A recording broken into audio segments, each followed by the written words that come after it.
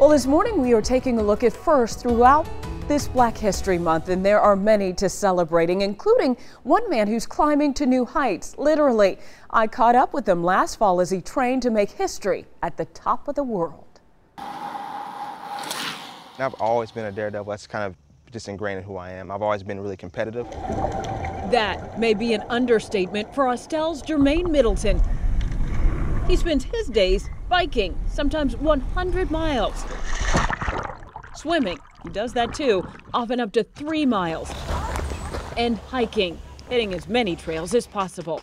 It's all training for an Ironman triathlon and 2 marathons. That may sound like a lot, but it may be nothing compared to his greatest conquest. So I wasn't going to let anybody tell me that, hey, I couldn't do that or shouldn't do that. Because, we hear that like, hey, we don't do that, Jermaine. I'm like, yeah, but I want to and I'm going to.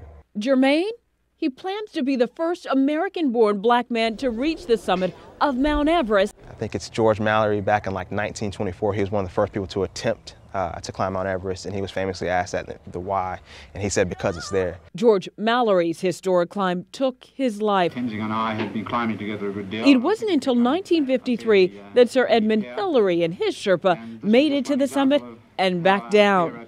Since then, nearly 1,000 people a year try to reach the top of the monster mountain. Middleton has his eyes on making history, much like the first American-born black woman to survive Everest. 34-year-old Sophia Dannenberg climbed to the top in 2006. Whatever happens on the mountain, again, I'm going to give 110%. I'm going to give my all through training, through preparation, and on the mountain as well. So if that is enough to get me to the top, which I hope that it is and I pray that it is. Well, since last fall, Middleton, he has climbed Kilimanjaro, the highest mountain in Africa. Now he's headed to the Himalayas this week to hike up Akaganga, the tallest mountain there, and he continues to raise money for his Everest climb. All of the proceeds from the climb after expenses will go to Children's Healthcare of Atlanta Dream Center.